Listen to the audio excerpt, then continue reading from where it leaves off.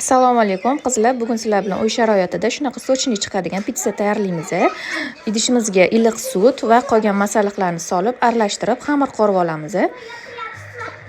Xamirimiz qo'lga yopishadigan xamir bo'ladi. Men mikserda qordim. Sizlar albatta qo'lda qorsanglar ham bo'ladi. Xamir qorgandan keyin 2 soatga oshirishga olib qo'yamiz. Bu orada sousini tayyorlaymiz. 2 ta katta pomidorni maydalab blenderda ezib olamiz. Sizlar oddiy blenderda yoki chopperda maydalab olsanglar bo'ladi. Yoki tomat, 3 qoshiq tomatda ozgina suv qo'shib ishlatsanglar bo'ladi. Va tegi qalin idishga solib, bitta qaynagandan keyin ozgina sariyog' solamiz. Sariyog' bu qovurilishiga va suv ketishiga yordam beradi.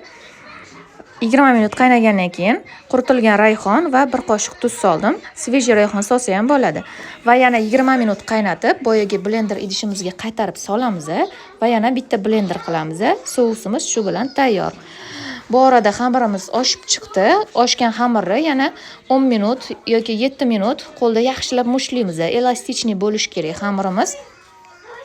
Va men 3 ga bo'ldim. Undan tashqari yana ozgina ortib qoldi. Shunda menda 3 ta pitsa chiqdi. Yoyishimiz oddiy un bilan kukuruzli un aralashtirib yoyamiz. Kukuruzli muka bu qirsildoq chiqishiga yordam beradi.